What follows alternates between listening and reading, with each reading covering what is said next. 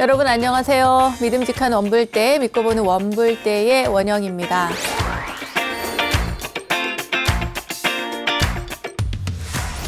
불자님들 중에는 이런 말씀을 하는 분들이 있습니다. 저는요, 불자라고 하기가 좀 그렇습니다. 마음속으로는 부처님을 믿고 있지만 1년에 딱 한 번 부처님 오신 날만 절에 가는 정도인데 불자라고 말하기에 죄송한 마음이 들어요 라고요. 어떠세요? 우리 원불대 가족분들 중에도 이 이야기에 아주 살짝 찔리는 분들 계시죠? 불교는 강요하지 않는 종교라는 인식 많이들 가지고 계십니다. 실제로 신심은 스스로의 마음에서 우러나오는 것이지 강요나 집착으로 그 신심을 끌어낼 수는 없죠. 그렇기에 우리 불교는 절대 강요하지 않습니다. 하지만 불자라면 꾸준히 절에 나가는 그런 이유가 있는데요. 오늘은 경전에 담긴 부처님 말씀으로 꾸준히 절에 나가야 하는 그 까닭을 말씀드리면서 원불대 시작해 보도록 하겠습니다. 잡아함경 사권 승가라경에 담긴 가르침인데요. 부처님께서 기원정사에 머물고 계실 때 쌍카라라는 젊은이가 찾아와서 부처님께 이런 질문을 드렸습니다. 부처님의 가르침을 받은 사람 가운데에도 어떤 사람은 훌륭하고 어떤 사람은 훌륭하지 않습니다. 이들은 왜 그러합니까? 또 어떻게 훌륭한지 그렇지 않은지를 알 수 있습니까? 라고요. 그러자 부처님께서 이렇게 말씀하셨어요. 쌍카라야, 보름달은 처음에는 비록 조그맣지만 날이 갈수록 광명이 더해 마침내 원만해져서 세상을 환하게 비춘다. 그러나 금음달은 처음에는 둥글고 환하지만 한번 기울기 시작하면 밤낮으로 줄어들어 나중에는 완전히 빛을 잃고 만다. 나의 가르침을 받은 사람도 이와 같다. 어떤 사람이 내게 와서 가르침을 받고 바른 믿음과 고요한 마음을 갖기 시작했다고 하자. 그는 바른 소견으로 깨끗한 계율을 지키며 착한 것을 가까이 하고 바른 법을 알고 남에게 은혜를 베풀고 보시를 할 것이다. 그리하여 마침내 보름달처럼 얼굴도 환해지고 인격도 훌륭해질 것이다. 그러나 어떤 사람은 처음에는 잘했으나 어느 순간 초지를 잃고 바른 소견과 바른 믿음을 잃는다. 그런 뒤에는 점점 깨끗한 계를 지키지 않고 착한 것을 멀리하며 바른 법 배우기를 게을리한다. 몸으로 나쁜 행동을 하고 입으로는 나쁜 말을 하며 뜻으로는 나쁜 생각을 한다. 이렇게 나쁜 인연을 지음으로써 그는 목숨을 마친 뒤 나쁜 세상에 떨어지게 된다. 훌륭한 가르침을 받았다면 모두가 훌륭하게 되어야 할 텐데 왜 그렇지 않느냐는 젊은 쌍카라의 질문에 대한 부처님의 대답이었습니다. 여러분은 글쎄요, 어떻게 느끼셨을까요? 그리고 어떤 대답이 여러분들에게 되셨을까요? 무엇이든 초심을 잃지 않고 꾸준히 해나가야 비로소 진정한 깨달음을 얻을 수 있다는 그런 가르침이겠죠. 우리가 절에 꾸준히 나가야 하는 까닭도 바로 여기에 있는 것 같습니다. 물론 누군가의 강요가 아니라 내 스스로 마음이 동하고 부처님을 찾아뵙고 싶을 때 언제든 사찰의 문은 열려 있지만 한번 그래도 마음을 내었다면 꾸준히 사찰에 부처님을 찾아가서 기도도 하고 또 수행 정진하는 이 정진의 시간들이 진정한 행복, 진정한 삶의 가치를 찾을 수 있다는 것 여러분 꼭 알아두셨으면 좋겠습니다. 자, 원불대 바로 이 시간도 꾸준히 시청하시면서 불교 공부하고 계시죠? 그럼 여러분의 신심을 믿고 오늘도 즐겁게 출발해 보겠습니다. 여러분 어서 모이세요.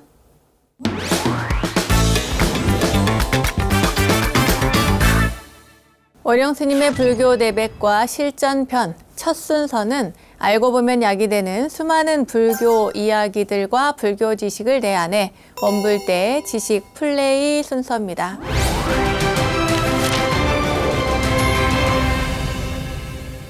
요즘 많이들 쓰는 신조어 중에 그 뒤에 어린이의 그 리니를 따서 이렇게 붙이는 말들이 많이 있죠. 뭐 예를 들면 주식 초보자에게는 뭐 주리니, 또 헬스 운동하는 그 헬스 초보자에게는 헬리니 이렇게요. 그런데 불교 초보자에게도 이 리니를 붙여서 불리니라고 한대요. 여러분 사실인가요? 자, 오늘은 불교 공부에 푹 빠진 원불대 가족들 뿐만 아니라 초보 불자인 우리 불린이들에게도 아주 유용한 시간이 될 것 같은데요. 처음 사찰에 가면 낯선 사찰에서 어떻게 할 줄 몰라서 난감해하는 분들을 보게 됩니다. 자, 이런 불린이들, 오늘은 사찰의 기본 예절에 대해서 자세히 안내해 드릴 테니까요. 오늘도 즐겁게 원불대와 함께 해주시기 바랍니다. 자, 그럼 출발해 볼까요? 오늘 주제는 사찰 예절입니다. 사찰은 부처님을 모신 성스러운 공간, 평소에는 글쎄요, 내가 바르게 살지 못했다면 자신의 잘못을 절에 와서 참회하고 또 바른 가르침을 스님으로부터 배우는 그런 신행의 공간이기도 하죠. 또한 중요하게는 스님들이 수행하는 그런 수행 도량이기도 합니다. 그러니까 절에서는 기본적으로 맑은 마음, 맑은 말, 밝은 행동, 자신의 마음을 잘 돌아보면서 늘 깨어있는 마음으로 행동을 해야 하는데요. 이러한 예를 갖추기 위해서는 기본적으로 알아두어야 하는 그런 사항들이 있습니다. 오늘 이 시간에 꼭 기억해 두시기 바라겠습니다.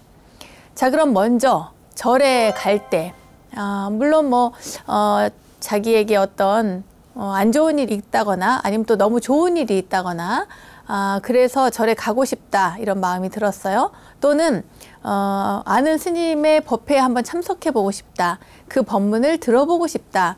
이유야 다양합니다. 그때 절에 갈 때 내가 어떻게 하고 갈 것인가 이건데요. 우선은 기본이겠죠. 사찰이라고 하는 수행 도량이니까 불교는 기본적으로 수행하는 그런 종교입니다. 그래서 몸과 마음을 깨끗하게 하고 가는 것, 이것이 중요합니다. 그러니까 갈 때는 단정하고 또 편안한, 간편한 복장을 해야 될 것 같습니다. 그러니까 요란한 색깔의 옷을 그렇게 화려하게 입고 이렇게 가는 것이 아니라 절에 가면은 절도 해야 되고 또 편안하게 앉아서 또 명상도 하고 그러는 경우도 있지 않습니까? 또 울력도 해야 되고 일도 해야 되고 하니까 그럴 때 필요한 그러한 너무 화려하거나 불편한 옷이 아니라 그 사찰에 있어서 신행생활에 있어서 필요한 복색과 용모를 갖추고 또 마음가짐을 가지고 사찰을 찾아가야 합니다. 그리고 이제 겨울철이 되면 가끔 절에 오실 때 그 모피나 가죽 옷을 이렇게 입고 오시는 분들이 계신데요. 추워서 그렇게 입었기 때문에 그것을 함부로 그런 거 입고 오지 마세요. 이렇게 말할 수는 없습니다. 들어오지 마세요. 이렇게 할 수도 없는데 그래도 생명을 소중히 여기는 불교이기 때문에 이 모피나 가죽옷 등은 되도록이면 피하는 게 좋습니다. 그리고 또 여름에 보면은 이제 맨발로 오신다거나 또 그래서 이제 노보살님한테 야단을 맞는 경우도 있는데 물론 저 같은 경우에는 부처님도 맨발이었고 어디 가도 다른 나라에서는 또 맨발로 다니는 경우도 많이 있기 때문에 그걸 가지고 딱히 굉장히 뭐라고 하진 않습니다만 지나치게 짧게 입는 경우에는 그건 조금 피하는 것이 좋습니다. 아주 미니스커트를 입고 절에 온다거나 이런 일은 별로 없겠죠. 핫팬츠를 입고 절에 온다거나 저는 개인적으로 어떻게 입든지 간에 절에 자주만 와라 이런 주의이긴 합니다만 그럼에도 불구하고 기본적인 예의를 갖춘다고 한다면 속이 너무 비치는 그런 얇은 옷이나 또는 몸매가 너무 드러나게 입는 그런 옷들은 이제 말하자면 주위 사람들의 시선을 사로잡잖아요. 그러니까 이게 수행에 방해가 될 수가 있습니다.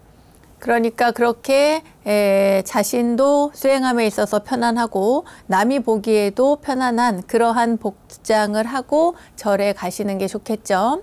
자, 이제 절에 갔습니다. 가면은 제일 먼저 뭘 만나나요? 네, 산문, 일주문을 만나게 되죠. 일주문에 이르러서는 거기에서 우선 법당 쪽을 향해서 부처님께 합장 반배를 합니다. 네, 그리고 이제 지나가서 도량 안에 이제 다니다가 법당 쪽을 향해 가는데 그때에도 또 스님을 만났다거나 하면 합장하고 또 인사를 합니다. 이제 이 합장은 절에서의 인사법으로 가장 대표적인 인사법인데, 이것은 이제 말 그대로 이 왼손 오른손 두 손바닥을 모아서 이제 인사를 하는, 예를 한다는 뜻입니다. 그렇지만 불교에서는 특히나 부처님을 합장 공경하고, 그리고 또 이제 합장을 한 다음에 그 다음에 뭐 얘기를 듣는다거나 그럴 때는 이렇게 차수를 합니다. 차수를 해서 그 높은 덕을 이제 기린다, 배운다라고 하는 그런 의미를 가지고 있습니다. 이제 큰 절 같은 데 가면은 이제 행자님들 계시잖아요. 행자 금방 막 각 출가하려고 절에 들어가서 수행의 기초를 배우는 분들, 또 이제 삭발을 하고 처음으로 삼위삼인이계를 받고 또 수행기관에서 공부를 하는 분들도 마찬가지입니다. 이렇게 다닐 때 손을 모으고 차수를 하고 그리고 걸어가는 모습을 볼 수가 있어요.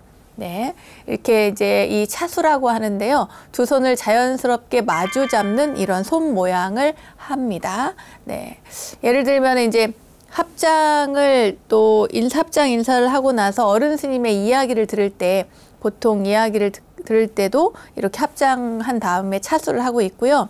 그리고 또 지나갈 때도, 도량을 다닐 때도 손을 막 이렇게 흔들면서 다니는 것이 아니라 이렇게 차수를 하고 천천히 걷습니다. 그러니까 이제 합장 차수는 기본적으로 여러분들이 사찰에 처음 갔을 때 그렇게 하는구나, 뭐 손 막 이렇게 흔들고 이렇게 하는 게 아니라 항상 이렇게 단정하게 하는구나 라고 하는 것이 기본이라는 점을 기억을 하시면 좋겠습니다. 자, 그렇게 해서 차수를 하고 법당에 갔어요. 이제 법당을 참배를 하러 이제 가는데, 그때 이제 법당 앞을 지나게 됩니다. 어떻게 가야 되지? 오른쪽으로 가야 되지? 왼쪽으로 가야 될지? 또는 뭐 가운데로 가도 되나? 이렇게 고민이 되잖아요. 근데 기본적으로 법당에 갈 때는 항상 그 사이드에 있는, 양쪽에 있는 문을 통해서 들어간다고 생각을 하시면 됩니다. 이쪽 문을 못 봤어요. 그랬을 때 이렇게 지나가게 되면은 법당의 어간이라고 하는데, 부처님의 정면을 그 앞을 지나가게 되니까 그 앞을 지나갈 때는 살짝 이렇게 합장하고 반배하고 빠르게 이렇게 지나가면 됩니다. 그렇게 해서 이제 경내에서 그 법당을 찾아 들어가는데, 법당 안에 들어가게 되면은 이제 뭐 법당에 어떤 행사가 있을 수도 있고, 또 행사가 없더라도 많은 사람들을 이제 대할 때도 있고, 그래서 그 법회라든지 무슨 일이 있을 때 방해가 되지 않도록 그렇게 조심해서 가야 됩니다. 그리고 이제 거기에 처음에 갔는데 나는 뭐 잘 모르긴 하지만 친구랑 이제 관광 비스무리하게 그렇게 갔다, 그래서 막 수다를 떤다, 이렇게 하시면 안 됩니다. 너무 막 떠들거나 너무 뭐 쓸데없는 말을 많이 한다거나 이렇게 하지 말고, 일단은 나의 목적이 사찰에 가서 스님의 말씀을 듣는다거나 기도를 함께 한다거나 또는 뭐 선수행을 한다거나 그 어떠한 형태든지 간에 가서 내가 부처님께 무언가를 이렇게 공양을 준비해서 올려야겠다라고 생각을 하시고, 대부분 이제 보통 향이나 초나 공양미나 이런 것들을 이제 판매를 해요. 그러면 그런 걸 준비해서 가지고 가시면 더 좋습니다. 뭐 물론 그냥 그것들을 준비하지 않고 그냥 가셔도 아무 상관은 없습니다만, 그래도 준비를 할 수 있으면 더 좋을 것 같습니다. 자, 이렇게 해서 법당을 들어가게 되죠. 지금부터는 이제 법당 예절에 대해서 말씀을 드릴게요. 아까도 말씀드렸지만 법당에는 부처님 정면에 중앙에 문이 있습니다. 그리고 그 양옆에 문이 있고, 더 큰 법당은 그 옆쪽으로 또 이렇게 문이 양쪽으로 있어요. 그런데 우리가 내가 이제 법당에 아무것도 몰라서 그냥 이제 멋모르고 갈 때 중앙으로 가끔 들어가시는 분들이 있는데, 법당 정면에 있는 그 중앙문은 보통 사용을 하지 않습니다. 이 문은 누가 사용을 하냐면, 그 절에 큰 스님이 계시다면 큰 스님이 들어갈 때 사용합니다. 그러니까 그 당의 사찰에 가장 어른 스님이 사용하는 문인 거죠.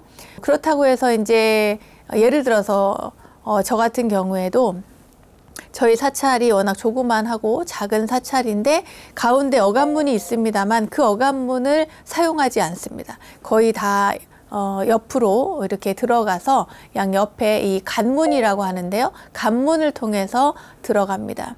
자, 법당에 있는 중앙에 어간문은 사용하지 않는다. 이것을 기억하시고 측면으로 난 문, 그 간문을 통해서 법당에 들어간다. 이것을 꼭 기억하시면 좋겠습니다. 근데 지금부터 말씀드린 것은 이거는 지금은 별로 그렇게 꼭 지키지는 않습니다만 여러분들이 상식적으로 기억을 해 두시면 좋습니다. 왼쪽 문에서 들어가게 되면, 그러니까 그 법당이 이렇게 있으면 부처님을 중심으로 왼쪽 오른쪽이거든요. 왼쪽에서 들어갈 때는 왼발을 먼저 이렇게 들여서 들어갑니다. 왜냐하면 왼쪽 발을 들여야 부처님을 향하게 되거든요. 오른쪽 문 같은 경우에는 오른발을 먼저 들여야 이렇게 부처님을 향하게 됩니다. 그러니까 부처님을 등지지 않고 그렇게 해서 법당 안으로 들어간다는 거거든요. 근데 법당 안으로 들어간 다음에는 이제 통행에 지장이 없도록 이제 그 문 앞에서 인사를 하는 것이 아니라 한 걸음 더 옆으로 또는 앞으로 이렇게 가서 뒤에 사람들이 들어오는데 방해가 되지 않도록 자리를 피해서 그 선 자리에서 합장하고 반배를 또 합니다. 반배를 하고 그리고 나서 예를 들어서 내가 공양물을 준비했어요. 초를 가지고 왔다거나 향을 사가지고 왔다거나 공양미를 가지고 왔다거나 하면 그것을 가지고 올리기 위해서, 부처님 앞에 올리기 위해서 불전으로 갑니다. 부처님 앞에. 만약에 그것을 준비하지 못했을 경우에는 내가 설 자리를 찾죠. 또는 방석이 필요하면 좌복이라고도 하는데 그 좌복을 가지고 어느 자리를 지정해서 거기에 가서 이제 섭니다. 말하자면 예배를 하기 위해서 적당한 자리를 찾아가는 거예요. 그런데 여기에서 이제 가만히 봤더니 저기 부처님 앞 중앙에 빨갛거나 노랗거나 이제 그 방석들이, 좌복들이 이렇게 깔아져 있다고 해서 그 자리에, 목탁이 놓여 있는 그 자리에 가서 예배를 하는 것이 아닙니다. 그 자리는 스님들이, 이제 기도하는 스님들이 쓰는 정해진 자리이기 때문에 그쪽으로 가지 않고요. 그리고 또 정중앙에 나는 부처님을 마주보고 싶어 이래서 부처님 딱 중앙에 이렇게 서가지고 합장하고 절을 한다거나 그렇게 하지 않습니다. 왜냐하면 이제 이 어간이라고 하는 부처님 앞에 중앙 통로는 늘 비워두고요. 양 옆으로 이렇게 서서 인사를 하시거든요. 자, 그리고 만약에 도량 내에서도 마찬가지인데 법당 앞을 지날 때에도 그렇고 법당 안에서 이 어간을 통과할 때에도 그냥 지나는 것이 아니라 가볍게 합장하고 인사하고 지나거나 아니면 고개를 숙이고 한번 인사하고 지나거나 이렇게 해서 통과를 합니다. 자, 그 다음에 이제 공양물을 올리잖아요. 아까 공양물을 가지고 왔으니까 그 공양물, 불전 공양물을 올리게 되면 그 부처님 앞에 올리기 전에 그 불단 앞에 서가지고 합장을 하고 먼저 인사를 하고 그런 다음에 불전 앞에서 이제 말하자면 향로 촛대가 있는 그 옆에다가 올려놓으면 됩니다. 올려놓고 다시 뒷걸음으로 두세 걸음 뒤로 물러서서 그 다음에 다시 합장하고 반배를 하고 그 다음에 예경할 자리로 예불하거나 아니면 삼배를 올릴 자리로 돌아가서 서시면 되겠습니다. 근데 여기 중요한 사항이 하나 있어요. 뭐냐면 내가 초를 준비해 갔어요. 그런데 초가 켜져 있어요. 그럴 때는 그냥 그 초를 켜져 있는 상태에서 그냥 놓고 오면 될 것이지 그 초를 끄고 내려서 내가 가지고 준비해 온 초를 갖다가 올려놓고 또 불을 켜고 이렇게 하면 안 됩니다. 예를 들어서 또 향을 사가지고 갔는데 내가 산 향을 꽂고 싶어요. 그럴 수 있죠. 내가 올린 공양물, 그것을 직접 이렇게 향을 꽂고 초를 켜고 하고 싶은 거죠. 그러나 그때 봤을 때 그 향로에 다른 사람이 향을 꽂았어요. 이미 이전에. 그런데 그게 보기 싫고 내가 내 거 올리고 싶다고 해서 그 향을 딱 뽑아버리고 자기 거를 갖다가 딱 꽂고 하면은 안 된다는 겁니다. 아시겠죠, 여러분? 이건 굉장한 실례이기 때문에 이것만큼 꼭 기억을 하시기 바라겠습니다. 자, 그 다음에 예배 방법인데요. 자, 우리 절에서는 보통 몇 번 절을 하죠? 네, 그렇죠. 3배를 올리죠. 불법승 3부에 기이하는 3배를 올리는데 이 3배를 오체투지를 하면서 이제 3배를 합니다. 그러니까 이 오체투지가 그 티벳에서 하는 그런 오체투지하고 우리나라에서 하는 오체투지가 다릅니다. 모양이 또 조금 달라요. 이제 티벳 같은 경우에는 이렇게 몸을 쫙 뻗어서 온몸을 이 바닥에 대는 그런 식으로 방식으로 절을 하는데 우리 같은 경우에는 이제 기본 우리나라의 유교식 그 절과 유사합니다. 다만 합장을 하느냐 하지 않느냐의 차이인 거죠. 여기에선 제가 그냥 말로만 설명을 해드리겠습니다. 합장을 하고 먼저 반배를 한 다음에 다시 내려갑니다. 내려가서 오른손, 왼손 그리고 바닥에 대고 그러니까 양 무릎과 양 팔꿈치 이게 이제 닿는 거예요. 그런 다음에 손바닥을 펴서 귀 옆에 이렇게 올리게 되죠. 그리고 올리고 또 다시 합장을 하는데 합장해서 일어설 때 왼손 먼저 가슴에 대고 오른손 올리고 합장하고 일어섭니다. 이게 1배예요. 그런 다음에 다시 두 번째 절은 첫 번째 절과 마찬가지로 또 이렇게 놓고 손바닥을 놓고 이마를 바닥에 댑니다. 첫 번째 절에서도 그렇게 합니다. 이마를 중앙에 바닥에 대고 손바닥을 펴서 귀 옆에 그렇게 올린 다음에 다시 내려놓고 이제 일어서서 합장하고 일어서서 다시 세 번째 절을 하러 가죠. 자, 세 번째 절은 좀 특이한데요.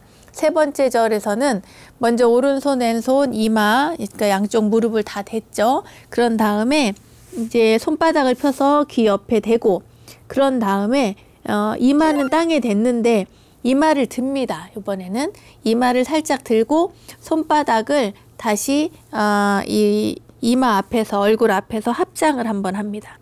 합장을 하고 그리고 나서 다시 손바닥을 놓고 그리고 나서 왼손을 가슴에 대고 오른손을 이제 합장할 준비를 해가지고 다시 마주 잡고 일어섭니다. 예, 이 세 번째 절은 조금 어렵죠? 그런 다음에 다시 반배를 하는 거죠.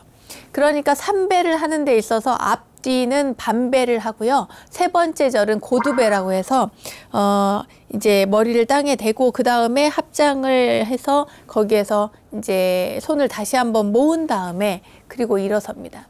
그러니까 예전에는 저희가 교육받을 때만 해도 고두배를 하고 나서 이거를 양 손바닥을 펴서 한 번 더 올리기도 했거든요. 근데 지금은 그렇게 하지 않고 공식적으로 절을 할 때에 이마를 땅에 대고 한 번 댄 다음에 합장을 하고 그 다음에 다시 일어납니다. 합장하고 일어나는 것으로 이렇게 정리가 되었습니다. 그리고 나서 반배. 네, 이렇게 해서 우리가 이제 부처님께 불단을 상단을 향해서 3배를 올렸어요. 그리고 나서 보통은 이제 오른쪽을 이렇게 쳐다보면 오른쪽에 신중단이 있어요. 네. 뭐 간혹 이제 어느 절은 뭐 왼쪽에 있는 경우도 있습니다만 이 방향을 틀면 오른쪽에 신중단이 있어서 그 신중단을 향해서 신중님께 또 3배를 합니다. 그런데 예를 들어서 상단에 절을 했는데 그 옆에 또 다른 보살님이 있어요. 지장보살님이나 관세음보살님이나 별도의 불상이 또 있다. 그걸 중단이라고 하는데 그러니까 말하자면 신중단의 그 중단이 아니라 그 불보살님 말고 불단 상단 말고 그러니까 보살상이 모셔져 있는 단이 또 있다. 예를 들어서 예입니다. 만약에 그런 경우에는 거기를 먼저 합니다. 신중단을 먼저 하는 게 아니라 그런 다음에 또 이제 신중단을 하고 그 다음에 각 단 예를 들어서 뭐 산신단이나 아니면 칠성단이나 뭐 나한전이 있다거나 이게 그러니까 제가 지금 설명하는 것은 법당 하나에 이렇게 많은 분들이 계실 때 어떻게 할 것이냐. 그러면 상단에 부처님께 먼저 3배를 올리고 그리고 신중단에 3배만 하고 그냥 나오셔도 되고 그건 자기 마음입니다. 각 단에 다 이렇게 예배를 해도 예경을 해도 무방하다. 더 잘했다고 얘기를 해야 되겠죠. 그런데 이제 보통은 상단에 3배하고 신중님한테 3배하고 이렇게 나오는 경우도 있고, 상단에 3배만 하고 자리에 앉아서 이제 경전을 독송한다거나 뭐 또는 뭐 108배를 한다거나 명상에 든다거나 하는 여러 가지 방법이 있습니다. 또 재밌는 것, 요즘에 굉장히 궁금해 하시는 분들이 있는데요. 영단에 절을 몇 번 해요? 라고 질문하시는 그런 분들이 있습니다. 영단이라고 하는 것은 말하자면 내 조상님들의 위패를 모신 곳을 영단이라고 하거든요. 그래서 이분들이 모셔져 있는데 제를 모실 때 저희 절을 몇 번 해야 되나요? 하는데 이 제사를 지내는 이 의식은 원래 이제 불교 의식이 아니에요, 여러분. 제라고 하는 것과 제사를 지내는 것은 좀 다릅니다. 그러니까 제라고 하는 것은 제를 베푼다고 해요. 제를 베푼다. 그런데 제사는 지낸다고 그래요. 그래서 그러니까 제사 같은 경우에는 유교식 관습에 의한 것이기 때문에 2번을 했습니다. 저도 예전에는 어릴 때 이제 2번 해라 그랬는데, 요즘에는 통상 절에서 제를 올리거나 제사를 모시는 것이기 때문에 3배를 해라 이렇게 이야기를 합니다. 그러니까 헷갈리니까요. 영단에는 2번, 뭐 상단에는 3번 이렇게 하는 것이 늘 헷갈리니까 그냥 영단에도 3배를 해도 무방하다. 여러분 3배를 하는 것으로 요즘엔 대부분 통일되어 있으니까요. 그렇게 하시면 되겠습니다. 2번 해도 관계는 없습니다. 자, 이제 법당에서 나와야 되겠죠. 나올 때는 어떻게 할까요? 나올 때도 마찬가지로 들어갈 때와 마찬가지입니다. 그 문 앞에서 간문이죠. 그 간문 앞에서 이제 합장하고 부처님께, 상단의 부처님을 향해서 합장 반배를 올립니다. 그런 다음에 나올 때와 마찬가지로 부처님을 등지지 않고 그리고 이제 신발을 신고 나오면 되겠습니다. 저희가 절에 오시는 분들 얘기를 들어보면 비빔밥 먹으러 절에 간다 이런 분들 간혹 계십니다. 네, 그래서 공양 좀 얻어먹으려고 갑니다. 이렇게 이야기하는 분들 실제로 계셔요. 네, 절에 가면 항상 비빔밥을 준다는 그런 생각이 있는데, 우리가 이 비빔밥 공양이라고 이야기를 합니다. 그죠? 근데 재밌는 것은 부처님께 올리는 것도 공양입니다. 그러니까 절집에서 식사를 하는 것도 공양이고, 부처님께 불전에 뭔가 공양물을 올리는 것도 공양입니다. 그러니까 공양이라고 하는 것은 말하자면 드린다, 공급한다, 그렇게 해서 공급을 하고 드려서 키운다, 자양한다 라고 하는 의미를 가지고 있습니다. 그런데 그러면은 이제 우리가 밥만 먹으러 갈 것이냐, 그건 아니겠죠, 여러분. 그렇다고 뭐 제가 여기에서 이렇게 기도비를 꼭 내세요 이렇게 말씀드리기는 좀 어렵습니다만, 기도도 하고 수행도 하고 그런 다음에 공양을 하시면 더 좋겠죠. 불공 시간이라는 게 있습니다. 저희가 이제 사찰에서는 새벽 예불도 하고 사시불공도 하고 저녁 예불도 하는데, 그 시간에 다 기도도 합니다. 물론 사분정근이라고 해서 하루에 4번 기도를 하는 것도 있습니다만, 이 가운데 우리가 가장 중시하는 것은 사시불공 시간입니다. 사시라고 하는 것은 뱀사자, 말하자면 9시부터 11시 사이를 이야기하는데요. 오전 10시에서 보통 한 12시 전까지 그 사이에 부처님께 이제 말하자면 공양을 올리는 거예요. 우리가 뭐 맞이 올린다고 합니다, 보통. 그래서 밥을 해서 직접 맞이를 올리거나, 아니면 또는 생미라고 해서 생미를 그러니까 쌀을 담아 가지고 올리고 그리고 기도를 하는데, 불공을 올리는데, 이것은 석가모니 부처님께서 오전에 딱 한 끼만 드셨기 때문에 그 공양을 올리는 것을 그대로 저희가 전통적으로 이렇게 이어가고 있다. 그 시간에 그냥 올리는 것이 아니라 부처님의 가르침을 한번 읽고 뭐 경전을 읽든, 뭐 보통 우리 각 사찰에서 천수경을 많이 독송을 합니다. 천수경 많이 하고, 그 이외에 뭐 예를 들어 저희 절 같은 경우에는 경전을 돌려가면서 읽거든요. 금강경을 독송한다거나 이런 식으로 해서 그 맞이를 올리기 전에 경전을 독송하고, 그리고 공양을 올리고 공양 의식을 하고, 이렇게 다 끝난 다음에 그 다음에 여러분들이 좋아하시는 비빔밥 공양을 드시는 것입니다. 아시겠죠, 여러분? 그냥 밥만 먹는 거 아닙니다. 자, 그럼 사찰에서의 예절은 여기까지만 설명을 하고 구체적으로 우리 오늘 공부한 거를 문제를 한번 풀러가 볼까요? 첫 번째 문제 보도록 하겠습니다. 불자의 대표적인 인사법인 합장에 대한 설명으로 옳지 않은 것은 1. 불보살님께 공경과 믿음을 표현하는 인사법이다. 2. 부처와 중생, 너와 내가 하나라는 뜻을 담고 있다. 3. 우리나라뿐만 아니라 전 세계 모든 불교 국가의 공통적인 인사법이다. 4. 절에서 부처님이나 스님께 하는 인사법으로 일반인에게는 하지 않는다.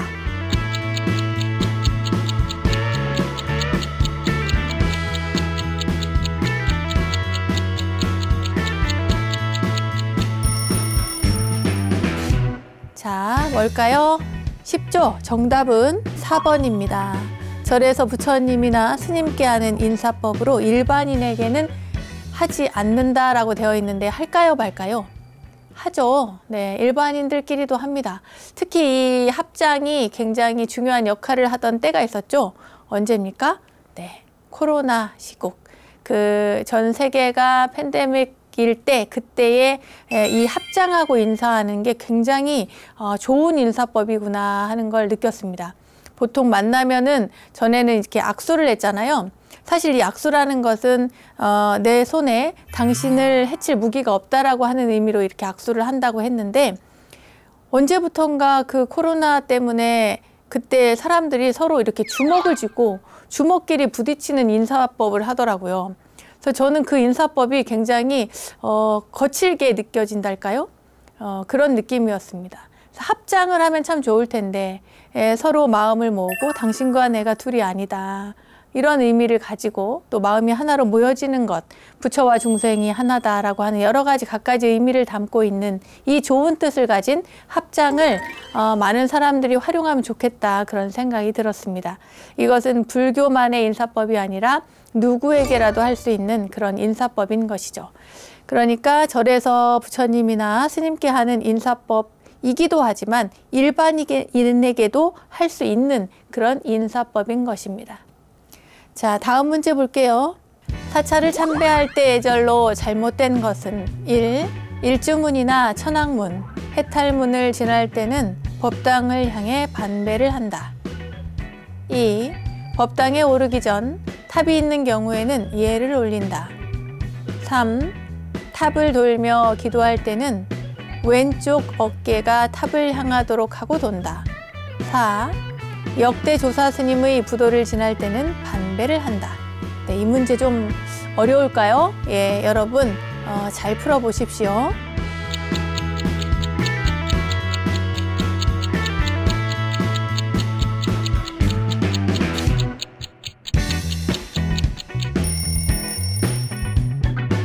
자, 정답 보겠습니다. 정답은 3번입니다. 탑을 돌며 기도할 때는 왼쪽 어깨가 탑을 향하도록 하고 돈다가 잘못됐어요. 여기서 이제 왼쪽 어깨가 나왔는데요. 우리는 부처님을 바라볼 때도 그렇고 항상 오른쪽 어깨가 부처님 쪽을 향합니다. 오른쪽 어깨가 탑을 향하도록 하고 돌아야 되는 거예요. 그러니까 이제 여기가 가운데 탑이 있으면 왼쪽 어깨가 탑을 향하도록 하면 이렇게 돌아야 되는 거예요. 왼쪽으로. 그런데 오른쪽 어깨가 탑을 향하도록 돌려면 이렇게 또 시계 방향으로 돌 수가 있죠. 그러니까 시계 반대 방향으로 돌 것인가 시계 방향으로 돌 것인가인데 탑을 돌 때는 오른쪽 어깨입니다. 왼쪽 어깨가 아니라 시계 방향으로 이렇게 돕니다. 그리고 또 서서 인사할 때도 인사를 하고요. 우요 삼잡 이런 얘기도 있잖아요. 그 오른쪽 어깨가 탑을 향하도록 하고 돌아야 된다는 것을 여러분 기억하시면 좋겠습니다. 다음 문제 보겠습니다. 다음 중 반배를 하는 경우가 아닌 것은 1. 해우소나 공중 목욕탕에서 스님을 배웠을 경우 2. 야외 버펫이 바닥이 젖었을 경우 3. 일주문이나 천왕문 그리고 탑 등을 지날 경우 4. 법당에 들어가거나 나올 경우.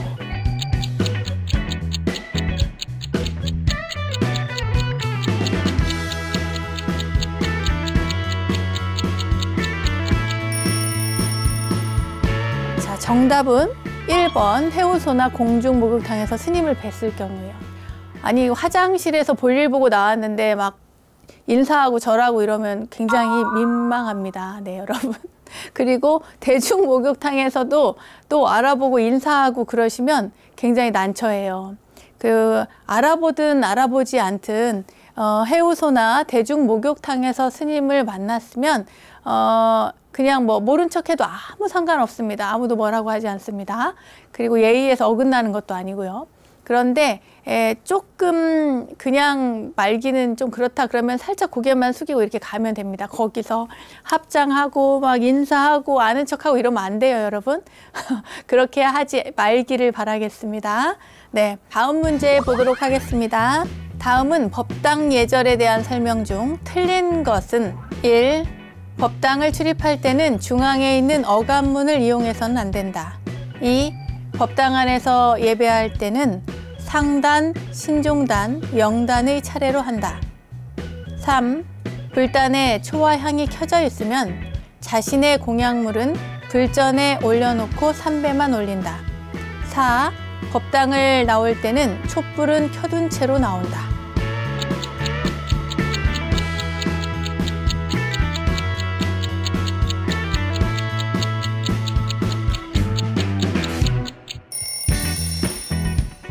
정답은 4번입니다. 다른 거는 다 이해하셨죠? 중앙에 있는 어간문 이용하시나요? 하면 안 된다. 네, 법당 안에서 예배할 때 상단, 신중단, 그리고 영단에 위패가 모셔져 있으면 영단에 절을 하면 됩니다. 그리고 세 번째, 초와 향이 켜져 있으면, 다른 사람이 올린 것이 켜져 있으면 내 것은 그냥 불전에, 부처님 전에 올려놓고 오면 됩니다. 만약에 이제 아무도 켜놓은 사람이 없고 내가 처음 가서 올리고 싶다 그랬을 때는 내가 준비해간 공약물을 켜두시면 되겠습니다. 그리고 4번 정답이 법당 예절 가운데 틀린 거라고 그랬죠? 4번입니다. 법당을 나올 때는 촛불을 켜둔 채로 나온다고 했는데 촛불을 켜둔 채로 나오시는 분이 있기는 있어요. 그런데 우리나라의 사찰들은 대부분이 다 목조 건물이지 않습니까? 근데 이 목조 건물에 이렇게 초를 켜놓고 그대로 나오면 좀 위험할 수가 있습니다. 초가 흘러내려서 좀 잘못하게 되면 약간 화재의 위험도 있고, 그래서 나올 때는 초는 반드시 끄셔야 됩니다. 우리나라의 많은 사찰들이 또 문화재이기도 하고요. 그리고 화재의 위험도 높기 때문에 여러분 이 부분은 잘 기억하셔서 관리를 잘해서 우리 후손들에게, 우리 미래의 세대들에게 잘 보존해서 넘겨주기를 바라겠습니다. 자, 오늘은 사찰 예절, 법당 예절, 또 뭐 절하는 법 여러 가지를 말씀을 드렸는데요. 이 예절들 여러분 기억해 두셨다가 법당에 처음 가시는 분, 또 처음 가지 않더라도 나는 열심히 다녀서 잘 아는데 처음 오시는 분이 있으면 잘 설명해 주시면 감사하겠습니다. 오늘 공부는 여기서 마치겠습니다.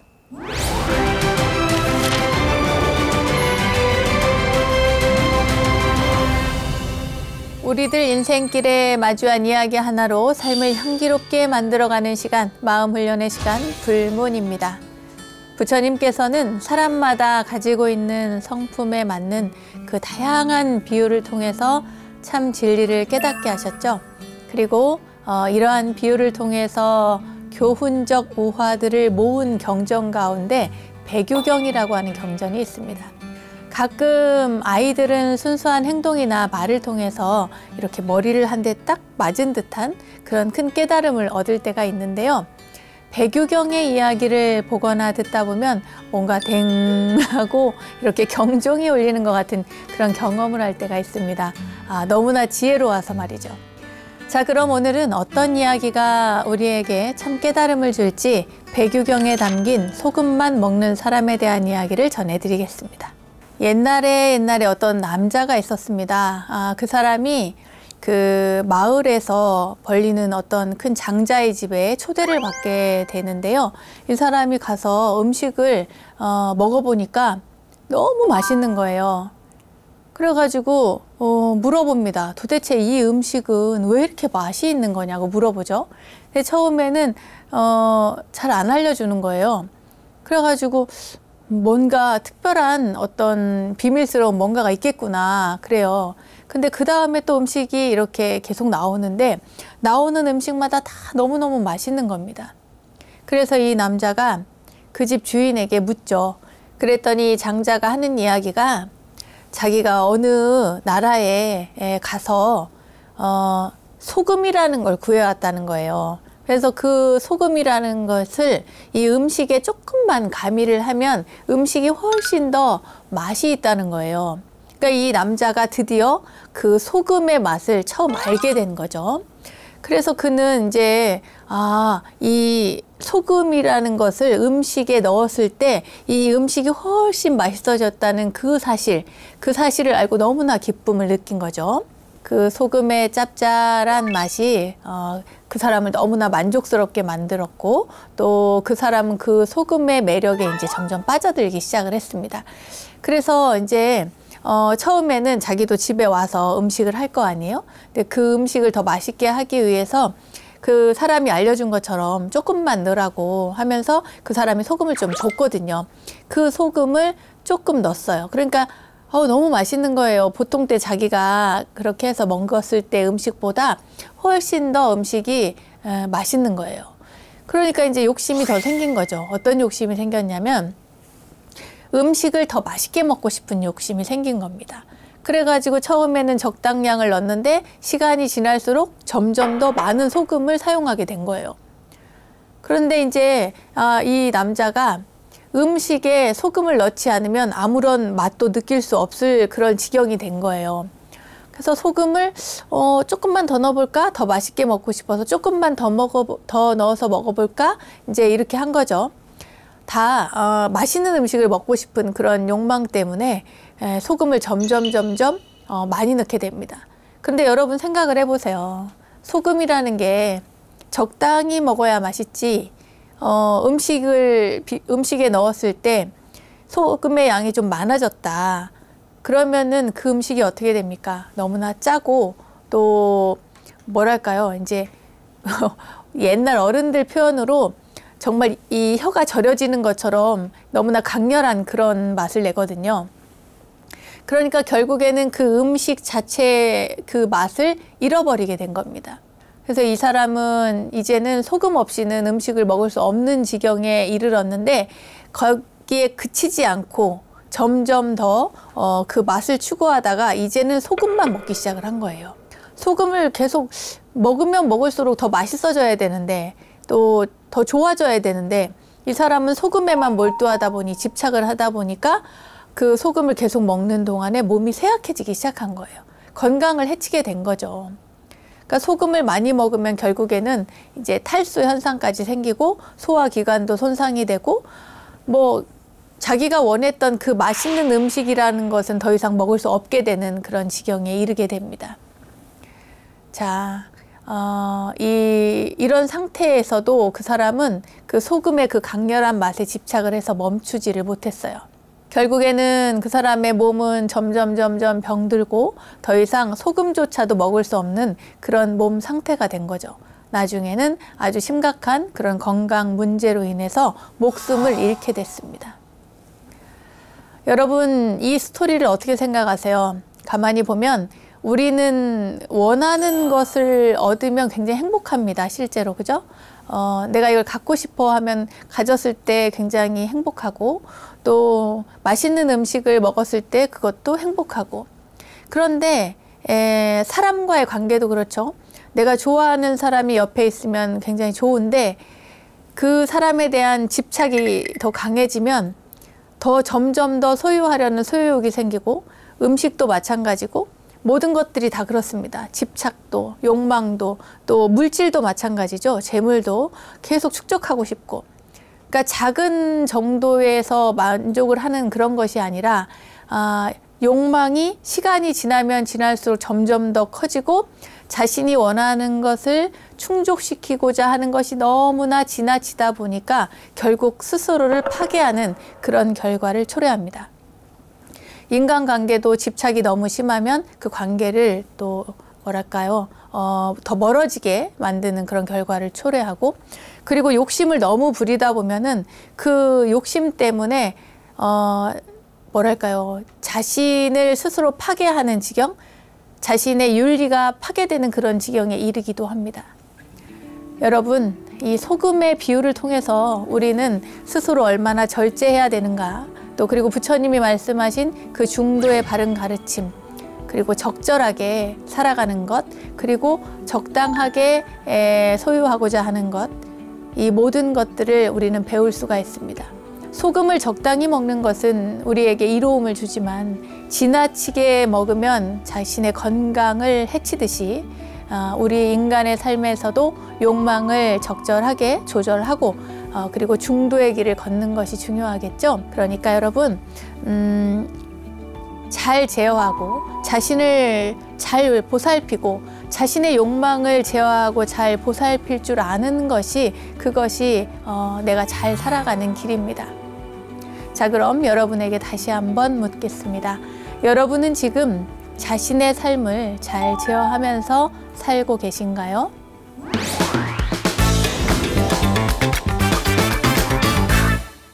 부처님의 가르침을 실생활에 적용할 수 있도록 친절하게 설명해 드리고 있는 원영스님의 불교 대백과, 오늘은 사찰의 가면이라는 주제로 사찰의 예절에 대해서 공부를 해봤고요. 또 백유경에 담긴 부처님의 가르침, 소금만 먹는 사람에 대한 이야기로 절제와 중도의 중요성에 대해서도 말씀을 드렸습니다. 자, 알매지혜가 가득한 시간 원불대, 오늘은 여기까지입니다. 원불대와 함께 불교 공부는 물론 삶의 지혜를 찾는 시간 만들어 가시기 바라고요. 자, 공부하는 원불대, 수행하는 원불대 여기서 마치겠습니다. 다음 시간에 또 만나요. 감사합니다.